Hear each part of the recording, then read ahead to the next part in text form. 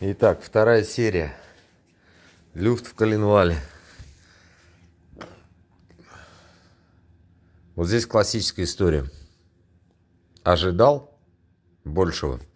Люфт я убрал. Вот вообще все. Ноль зазоров. Что сделал? Снял крышку вот эту вот. Скинул шкивы, снял крышку. Вырезал из нержавейки, там миллиметровая у меня была, может быть, там полторашечка. По внешней обойме подшипника. Сделал прокладочку, все притянул, все, люфт ушел. Вперед-назад ничего не ездит, все стоит мертво. Но стук остался. Значит, мы можем предположить, что стучит коленвал. Потому что подшипники все живые, подшипники вертикального люфта нет вообще ни с этой стороны, ни с той. Вот. А стук остался.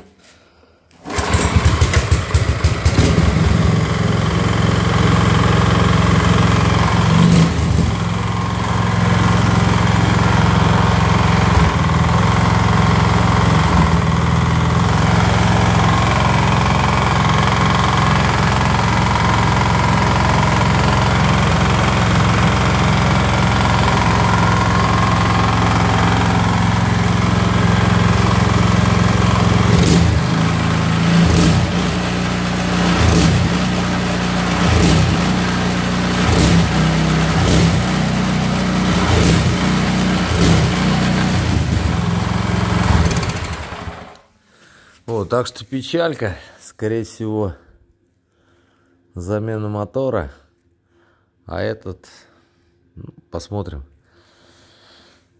либо разберем, зачиним, либо корч какой-нибудь из него сделаем. Еще один момент, почти заказал мотор 8300. Я обрадовался, беру мотор, заказал на Валбересе, а потом стал разбираться, отменил заказ.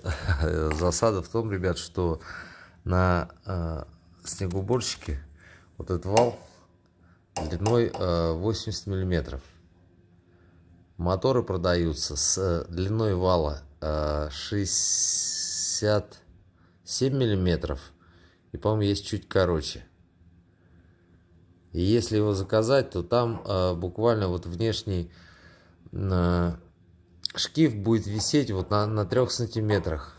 И будет еще 6 сантиметров в воздухе. Я думаю, его раздолбает.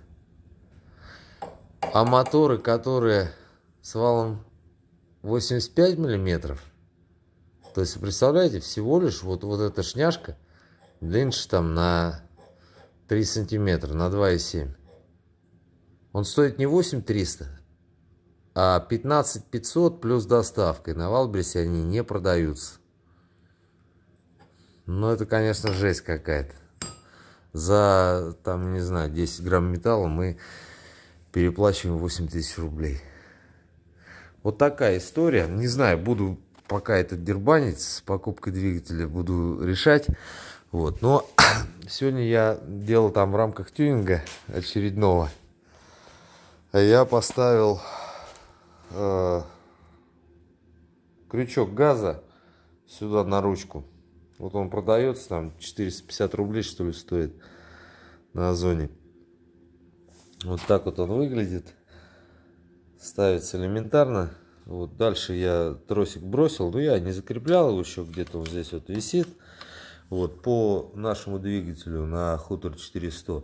Здесь все есть. То есть есть крепление для рубашки, вставляем, зажимаем. Здесь на тяге есть крепление для тросика.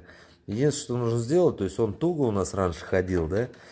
Что нужно сделать? Нужно ослабить вот эту гаечку, чтобы он ходил свободно, и пружинка, которая вот здесь вот есть, чтобы она его возвращала назад. И поставить контрагаечку, чтобы не отворачивался.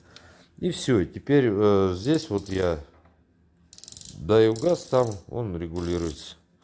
То есть поставил нужное положение, он регулируется. Не надо туда наклоняться, лезть под мою канистру, которая закрыта, это карбюратор и все остальное. Ну, прикольная штука, что газу дал, газ сбросил.